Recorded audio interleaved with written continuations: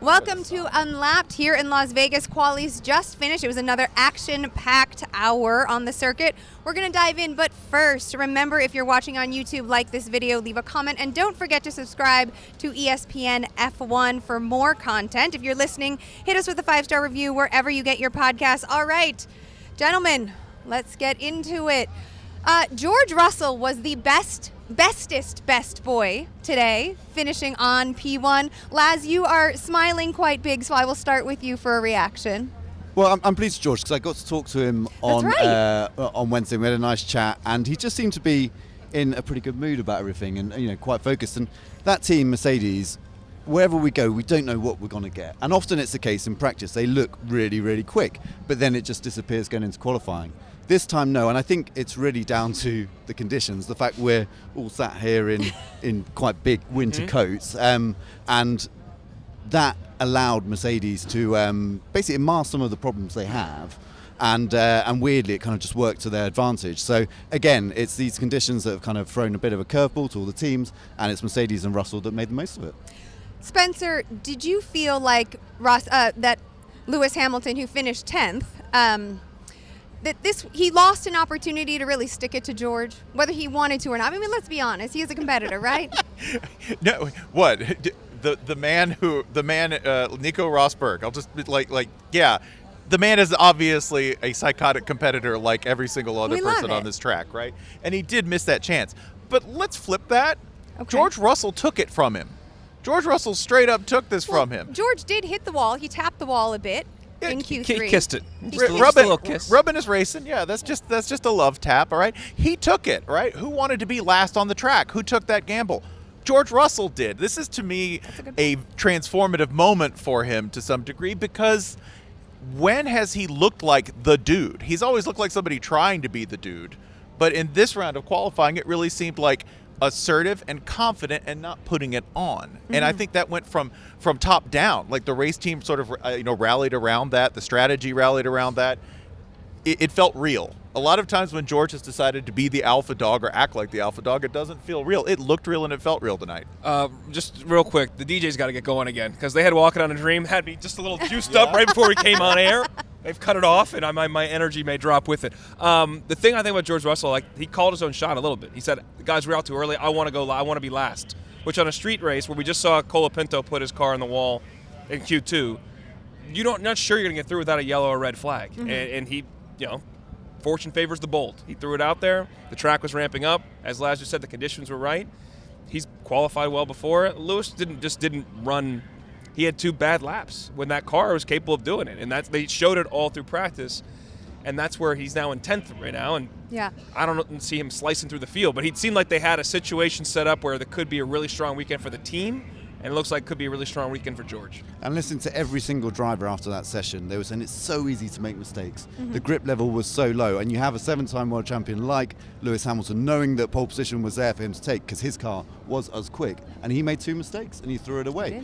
And George didn't. So full kudos to George for getting it right. Dalen, you mentioned that fortune favors the bold. Carlos Sainz has been driving in a bold manner throughout this season, knowing that it's his last with Ferrari. He had another great drive. Do you think he has the pace to finish on the podium? 100%. I mean, outside of the monsoon that they ran in Sao Paulo a couple weeks ago, I mean, the Ferrari's been the best car on the track the last 2 dry races we saw, and pretty dominantly so. He can win this thing. Leclerc can win this thing. I do think, and we'll get to this more tomorrow, I'm sure, but my favorite bet right now is a double Ferrari podium, which is even money right now. Just because I don't think Gasly's going to have the pace to stick on this thing for the entirety of the race. From a track position standpoint, they're in a good spot. I think their car is in the right spot. I think the tire dig will be less impactful for them with these conditions as well. I think they're well set up, and maybe George can fend them off or not, but both those drivers, you have elite drivers with a machine that's running at a high level and a team that's operating at a high level with incredible confidence. That's a recipe for a really big, what is it, Saturday night? I don't know what day it is anymore. Saturday night for them. Into Sunday morning, yeah. Well, there's only 36 points, right, separating Ferrari from McLaren. So this drive from Carlos and Charles, Spencer, how do you think that? What do you think that does in terms of pressure to McLaren, who started qualies, frankly, looking a bit frenetic?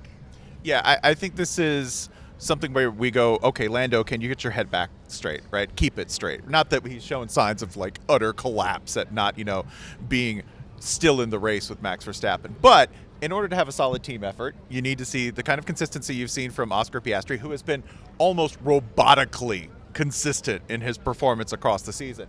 Lando, keep it strong. That's what we need to see. You need to see Lando recommit to it if they're going to finish strong, if they're going to really make a push for the constructors, right? Then and defend.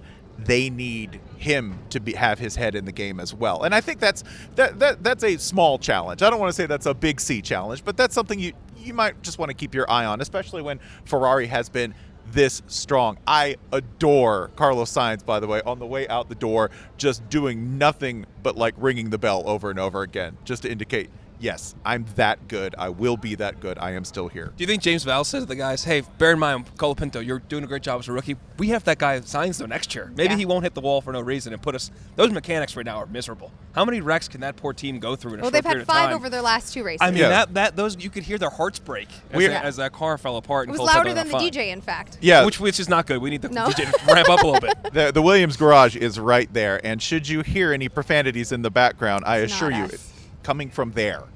The other concern with Williams, of course, is those 5 crashes that you mentioned really put them on the back foot. They had to repair a lot of the pieces that came back in a cardboard box to their factory. You spoke with James yesterday, yes? And I spoke to James about this, and he said, look, he doesn't have anywhere near as many spares as he would like at this stage of the season, but also there's no point in just manufacturing them because there's only 3 races left. But the one telling thing he said from that interview was that as long as we don't have a repeat of Brazil and Mexico, we'll be fine. But that was a big crash. I mean, that car is in a bit of a state. We actually don't know if Colapinto is going to start the race because he needs to do a medical check ahead of Saturday's race to make sure he's okay to go, because it was an impact of 50 Gs, so 50 times the force of gravity through that car, ripped every corner off it, and hopefully Franco is okay. But that number's eye-boggling too. 50 Gs. Like, that's just.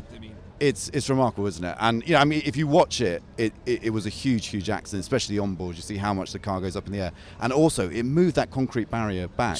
I mean, I go trackside around a lot of these tracks, and me and the producer Dave were actually out there earlier today. And you stand up against these concrete barriers, thinking nothing's going to move them. They are solid. They are huge pieces of kit, and it moved it backwards. And you don't often see that with accidents at street circuits. I'm going to ask you to make a wager here.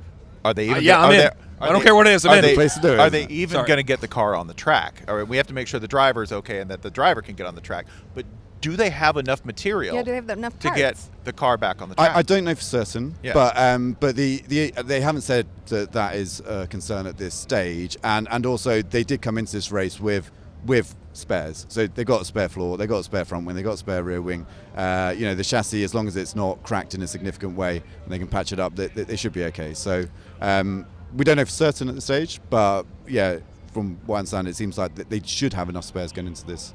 Well, it was a disappointing outing, obviously, for Williams and Colapinto, but it was triumphant for Alpine and Pierre Gasly.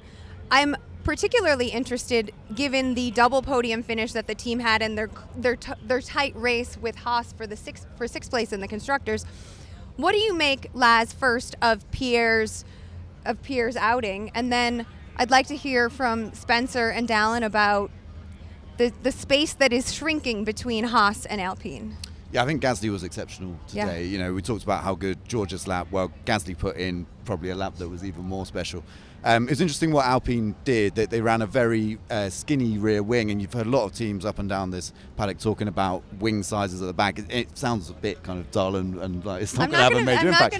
But it is hugely important. It is hugely important because that long going down the strip, between all those casinos and neon lights and everything, top speed is what matters. And Alpine have quite a big advantage over almost every other car out there because they're running this skinny rear wing. So that worked well, but that meant that the onus was on the drivers to get through those corners, those tricky corners on a low grip track without making any mistakes and without all the benefit of the huge downforce that the rear wing can generate if you run a big one acting on the back of the car. So that's what made Gasly's lap even more impressive. Okay. Yeah, this is interesting to me, this sort of late season Alpine boomlet that we're experiencing, because this is a team that you expect next year better things. That's Yeah. the idea, right? Starting to get a little bit of that earlier, right? And you say he can't hold on to a podium. This anti-French bias will not stand. Okay, I think Gasly. I was going to go way off a limb here, but I'm just going to shut up. Go ahead, keep going. I think Gasly can hang a little bit longer than you might think he can, especially just because I think that team is functioning on, yes, the non-quantifiable variable of confidence. Is that confidence the result of a chaotic Brazilian Grand Prix performance that benefited them? Sure, but they've got that rolling into the end of the season, and I think this is just a continuation of that, plus actual material improvements in the team. I think obviously his drive was, as last said, I think when you couple the machine that he has and the time he put in, it was probably the best drive out of qualifying. Now that said, some of the modifications they've made helps him, and he's a really good driver. We know that. But the difference is when you look at, I think over the course of the race, two McLarens behind him, with Max behind him, and Max's driving, we'll get to him in a second. He pulled everything out of that car, but he's still Max. There's just so much competition in this race. And if Lewis was not in 10th, I would throw that in there too. But there's a number of other drivers I think will be vying for those podium spots. He's just not going to be able to hold them off. That's not a slight to him. They just need points. And where Haas now didn't have maybe the qualifying they would have wanted, Alpine's in a better position right now to steal some points. I appreciate that you mentioned skinny wings. I really did. I'm not going to tease you about it because it allows me to transition into Max and Red Bull and perhaps clarifying this wing issue. It was not that the team forgot a wing. It was that a wing was never created. Can you speak to this, please? Okay, yeah. So it became apparent yesterday in practice that the Red Bull was quite a bit slower on the straight, Sure. and that's because it was running a slightly bigger wing than the other teams. Now there was a suggestion that Red Bull had maybe packed the wrong wing, like when you pack to go on your holidays and you forget your sunglasses or your sun The cream. wrong pair of sneakers. Not the case. They have never actually had a super skinny wing like a lot of the other teams have. And that's because really you would only use it at 2 races. You'd use it here where you've got the strip to get down and you want to have as little drag as possible, and you'd use it at Monza. And when they were looking at the season and how to develop that car, they decided that the limited money they have under the budget cap, the limited time they have under the restrictions on wind tunnel and CFD, would be better spent on, say, another floor or just general performance upgrades rather than something that's just going to impact those 2 races. And they thought they'd be able to get by. And actually, if you look at it, on balance, well, Max Verstappen's probably going to be crowned world champion, possibly, very probably tomorrow, but if not, in Qatar. So if you look at, whether they made the right balance over the season, they did. It's just they get here and it's, a little bit embarrassing that they don't have, the same wing that everyone else has. But ultimately, that was a decision made very consciously by the team way back when they were planning out their development. Well, and as it relates to the Drivers' Championship, Max does finish ahead of Lando, Spencer. So are we thinking we might have champagne and fireworks in Vegas? We might.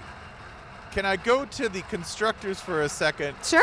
You can go anywhere you want, honey. with- Host, take your question. No, I'm done go with for it. I'm it. going somewhere else. No, we might. I've been up, because so you can do the job. We've seen Max. You're doing a great job. But I wanted to go ahead and contrast this with, are we seeing a championship while we're also seeing the last time that North American audiences see Sergio Perez? Well, so the host, was going to tee Dalen up for That's that. great. That's great. I'm so Because glad he I messed that mentioned up. it in the prep. So Yes. I was going to give him that point. But Awesome. go for it. Yeah, but is it? I want. It's sad to think about that at the same time. Like, it's a bittersweet moment, I think, for everyone at Red Bull, because they really might get that, but we also might get a guy who everyone likes, but who has been so disappointing this season. This might be his last run in front of these audiences. Well, he said Checo said in practice that he just couldn't have he didn't have any grip. And that certainly proved to be true during qualies. Dalen, what are your thoughts? I mean, there's been so many conversations about the difference in the drivers, but the similarity in the cars and the disparity between them. I feel like I've said this all year with him. It's a huge lack of confidence. I think it's the biggest thing here. Lack of grip is a real thing, obviously, but how you perceive that and how you actually drive the car are 2 different things. I think through the course of different races, he's been not confident that he can push the limit of the car. He has continued to pull back on himself, and that's just been it's every qualifying session. It just seems to keep getting worse, and the freaking Sphere was trolling him afterwards. If you guys saw that going around, that huge thing where he's thumbs down, moping. It's just sad. I didn't show you. I took a nap right after I saw it. I didn't know if I show it to you, but it's out there. We'll show it to you later. Yeah. But it's just a sad situation for him. But the reality. this is the most competitive motorsport there is. These are supposed to be the best 20 drivers on the grid. They have a car that the world champion is in right now with a 290-point delta, I believe it is. And there's never been anybody that's finished first and finished lower than where Sergio's at 8th. Mm-hmm. Max's dad, Yost, was at 10th when his partner won 1994. So that's actually the biggest delta between a champion and their teammate finishing. So that's not great history for Max's dad, but his current teammate is pressing that right now in 8th position and may continue to fall. It doesn't seem likely because the gap in points, but it's been brutal, and this is probably it. I will say this: if Max wins, and you mentioned champagne and fireworks, this is Vegas, baby. It better be bigger than that. There better be some serious stuff. I've heard there's things in the works. They've got ideas. My first time, Dalen. It's my first time. I'm just saying, we've never seen a world champion crowned here in Vegas. They better have some serious stuff planned that we get to all see, and I think we will see it tomorrow. It also potentially puts Red Bull, this erosion of confidence that Checo has suffered, out of the constructors, yes? Yeah, I think Red Bull are pretty much out of the constructors, and a large part of that is Checo. I mean, the car hasn't been competitive enough anyway in the second half of this season. Checo has pointed to that, and we've said it before, he's like the canary in the coal mine. When Checo starts struggling, that the car's not right somewhere, and Max is doing something super special to drive around it. And with Checo, it was his 6th Q1 exit this year, and like you said, when the driver in the identical car, well, not quite identical, but very similar car, is going to win the championship, and you're getting knocked out in Q1 6 times in whatever it is, 21 races we're on now. That's just not good enough. Just real quick, where we were, and we've said this before the last race too, but in May they were minus 10,000. Means you had to bet $10,000 to win 100 that Red Bull's going to win the Constructors' Championship. Now that bet is almost the exact opposite. As of like a month and a half ago, it went that is how much this thing has changed. We've never seen a team come back from where even McLaren was, and now the fact Ferrari is going to jump them as well is like it's a historic. It's not a collapse because the team's going to celebrate Max winning a championship. It's a collapse, unfortunately, of a driver that cannot hold up his end of the bargain for what this team is capable of delivering. Well, let's talk about the sister team, because it's a little depressing to talk about Checo and the struggles he's had, but we are loving Yuki, P7 today, calling Vegas home. Well, then take it. P7 for our guy, yeah, Yuki, who, it deserves whatever chance anyone wants to offer him, okay? Because with that car to perform this consistently, right? Because he's practically taken up residence in that like 7 to 8 to 9 range in this car. He's been as consistent in his range with the potential of that car as anyone on the field throughout the entire season. So shouts out to Yuki, right? Also, maybe the funniest guy on the mic still. See, that's what you really love about him. I think he's a great driver. I just don't think Christian Horner's ever going to give him the shot. I don't think that guy. What about you, Laz? Do you think that he could ever earn that second Red Bull seat? I think he has already, but he won't get it. But I think the performance he's put in, why not get it? So I think it goes to a wider power struggle at Red Bull between Christian Horner getting his man in certain seats and Helmut Marko as well, and Helmut's been quite supportive of Yuki. Christian's never been keen on him, and he often points to Yuki's mentality behind the wheel, and I think that's actually something that's a bit unfair because Yuki's worked really hard on that this year. He had a bit of an outburst early in the year, but then he worked really hard to sort that out, and I think he's done a great job. So I don't know, if it was me, it would be Yuki in that Red Bull next year. I think it's a no-brainer, but Red Bull works in very mysterious ways. And can you imagine a more nakedly aggressive pair of drivers than Max? Well, I mean, this I guess is part of the issue. Is that Max is always the focus in that team, and if you have two drivers getting it, but Yuki, I don't think. Obviously we hear all the outbursts on the radio, but I don't think he's an aggressive person within the team. He's actually he's someone that everyone on that team loves to work with at RB, and a lot of people at Red Bull love working with him when they do crossovers. So I don't think it would actually be that big an issue, but that seems to be the excuse that kind of gets trotted out. Any reactions for this year too? So we've talked about the places for the most part, but how Vegas has changed and adapted, become more organized potentially, how the drivers have adjusted with a year's worth of data. I mean, have they adjusted their bodies? Because their body clocks, it's crazy what these guys have to do out here, though. Like, they're keeping them up till 4, 5, 6 o'clock in the morning, to stay on these timelines. So I think that is. Well, we were not talking about skinny wings last year, Dalen. We were not talking about skinny. We were wondering if this was going to even go off after Carlos Sainz hit the drain manhole, cover. yeah. So yes, I think in year 2, I think the expectations are ramped up because we knew we had the sizzled. Were we going to have any stake last year? Well, we did. We had a phenomenal race. That's why I bring up the time. I want more Americans to be able to watch the spectacle and the actual race itself. And I know that anybody that lives in the East Coast like me, they're not watching this unless you're a diehard fan. Like the casual fan, I think, would fall in love if they could see here tomorrow. And I'm not sure they're going to see it. And that's a little bit unfortunate because I know we're placating the rest of the world, which has the bigger audience, which has the bigger sponsors. I get all that. You just wish they'd be able to see one of the American races and kind of get on board. Well, interesting thing on the timing, George Russell said in the press conference just about half an hour ago that he had a little nap before he went into qualifying. So he did practice, went back, he was happy with the car, he knew it was going to be competitive. The team didn't have to do much to the car, so he was like, I'm just going to go for a nap. And he had a little sleep. So I would recommend to people of the United States, have a little nap, wake up at 1 a.m. or whatever it is on the East Coast, watch the race. Yeah, it seems like they've made a bunch of little tweaks. I think they took notes really well. I think both F1 and the organizers here locally. The media lounge? That's a huge note. I am getting there. Huge note. This is real. Media wanted something a little bit closer because the media center's a little bit way over yonder. There's one right there. We've got a brand new one. It's very nice in case you just need a little stop, a little break. A few more concessions around, little tweaks, right? Little new paint here, little new markers there. Everything's a little clearer. Everything's a little smoother. So no huge changes from last year other than we've managed to bolt down all of the manhole covers in this city, but little things just to sort of make the race that much better. It is going to be an exciting race, right? Last year, we had 99 overtakes. I did a flying lap in the Aston Martin car, which means I got further than Lance Stroll. And Shots fired. well, we have different last names, so probably not. I lose. Regardless, it is interesting when you hit that straight. Being in the car, right? I was like, we're going 180 miles per hour. It's very exciting, and I love your point, Dalen, about letting Americans see such an American city, right? Las Vegas is very representative of much of our culture here in America. For good and for bad. Right. There's a mix.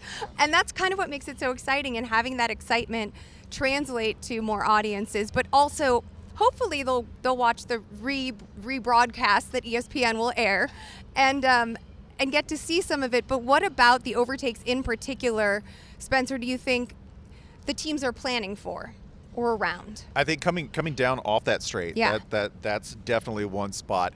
I think one place where that's one place where I think that traffic is going to be an issue, because taking that speed into that corner, we've seen already going into that's a point where I think that choke point is where I think we'll see some trouble. So that could potentially be a red flag safety car situation. Yes, or a brilliant triumph, but it won't be anything in between. That's what I think. I think somebody will either make a great move there or they might end their race. Just on that note, that's why McLaren's not out of this race. Like, they're starting 6 and 8, but they've had the best machine the last 3-4 months in total. They have 2 excellent drivers. They have Lando, who's still technically in the Drivers' Championship race. They are leading the World Championship in the Constructors, which there is a lot of pressure on them. And the fact that I think last year Oscar had the most overtakes of anybody. He finished 10th, but he was starting so far back. But I think their car, their team, their strategy, I'll be interested to see what they lay out there, but they're far from out of this thing, which makes it really compelling. Laz, we talked on Wednesday about the cooler temperatures. We're obviously all bundled up and shivering a little bit still. Because of the temperatures, that is affecting the grip. Can you talk to that a little bit more and how the teams are maybe planning to adjust to it, especially after we saw the qualies now and how that grip was both discussed on the radio and how it affected so many of the drivers? How technical am I allowed to get? Please. I want to nerd out, just glaze over. That's what I want. Laz, Yeah. I like sure? it. I love it. Okay. Give me all the technical. So the big issue the team's going to face tomorrow is that the cold temperatures means it's hard to get the tyres into the window, into this operating window where they work their best. So you get them to the right temperature, they start giving you more grip. Now that's not such a difficult thing to do over a race because you have lots of laps and you're constantly building the temperature. But what can happen if you allow it to drop outside that temperature is that the rubber doesn't really grip the tarmac. It kind of just scrubs along the top. And as it scrubs along the top, it starts to tear the rubber away, and you get all these little balls of rubber on it, and then all of a sudden you're losing more and more grip. And Those are the marbles. So right? yeah, they turn into marbles at side track, but it's called graining. It's what, if you hear drivers talking about graining tomorrow, I think we will. That's what they're on about, and it's how you can manage that and how you can maybe have the setup of the car. I mean, all of this is too late, by the way. The setup has to be, it is what it is. It's locked in for the race now. But the indications we got from Friday practice, although teams did make changes after that, is that Ferrari were looking pretty good in that regard. McLaren was somewhere in the middle, Red Bull was somewhere in the middle, and Mercedes, relative to their one-lap pace, were actually looking a bit slower over a longer race. So that's going to be the key to it. But the good thing about it being cold is that we won't hear, that's a type of time management, but you won't hear like drivers having to back off to keep the tyres temperatures low, which is what we often get and is often a factor that limits racing. So I think why last year was so good was that drivers could push flat out when they needed to, and that resulted in some great racing. And so look, I think this layout, it's not the most spectacular track in some way. It's not that many high-speed corners. It's not the Suzuka. It's not a Spa. But it does promote good racing, and you have that amazing backdrop with it as well. So I'm really looking forward to the race. I think we're all looking forward to it. I want to quickly end on some predictions. We made some on Wednesday, but now just to review: George, Carlos, Pierre Gasly, Charles, Max, top 5. Dalen, give me your predictions for podium, or just one prediction. One of those. Who is ending on podium? Give me one. Double Ferrari, even money. Love it. That's my bet. That's what we're doing. Mine. We're walking right back to the casino. We're putting it in. So Okay. There you go. Because we can't use apps out here. That's a whole different disaster. So I'm sorry, ESPN Bet. There you go. All right, Spencer, podium prediction. I'm gonna stick with Carlos. I think he continues his victory tour, his late career victory tour with Ferrari. I think second, I'm gonna go ahead and say Gasly finishes second. Is it logical? Let's make a side wager on this. Yeah, all right. I'm in. No. I'm not giving you odds either. Yeah, let's go. And then third, I will take a double Ferrari, but split with Leclerc in third. Okay, are you changing your answer from yesterday? You had mentioned Oscar. Yeah, I am, because Oscar, it was 8th on the grid, Yeah. and I think from there that's not going to happen. And the Ferraris, that was before we'd also seen this long run pace that I was just talking about. The Ferraris look so good, so I'm also going with Ferraris. And yeah, Carlos, when he's in these kind of positions, he tends to really perform. So Carlos Sainz to win, Charles Leclerc second, and then Max Verstappen will clinch his title with a podium. I love all of that. Can I ask you one quick question before we get out of here? Because Piastri was plus 12, plus 1,200, 12 to 1 to be the winner, plus 550, 5.5 your money to get in the top 3 before qualification. Lando was plus 250. Oscar's been so good. I don't understand why they're priced so differently. Because I have the ticket for plus 550. Him finishing on the podium looks like trash now. But my point is, their pricing to me does not make sense relative to how consistent Oscar has been throughout the course of the year. Yeah, that was a bet that I wanted to put on before the weekend, but now obviously, like you say, it's no good. I mean, I think if you look at the last few races, Lando has been the much better driver of the two, but I agree. I don't understand why that's the case, but I think sometimes the bookies don't quite get Formula One right, and that's where you can make a bit of money. I mean, it's so often the case that it's kind of obvious who's going to win. We had that for so many years with either Mercedes or Red Bull or Ferrari back in the 2000s. But when it's like this, I think people can get a bit lost in it. So, I mean, I don't know. But I felt a little bit like I was back at the blackjack table when you were saying that. And I was trying to figure out what I should do. And like, wait a minute, are those the odds? I hear there's something about incremental betting. Yeah, apparently it works. Yeah. Right. Well, that about does it for our post-quali reaction here at ESPN F1. Join us tomorrow at 12 a.m. Eastern, 9 p.m. Pacific for our hour-long pre-show, getting you ready for the lights out here in Las Vegas at the Grand Prix. Remember, like and subscribe to ESPN for more F1 content. And if you're listening, give us a 5-star review wherever you get your podcasts. We'll see you tomorrow.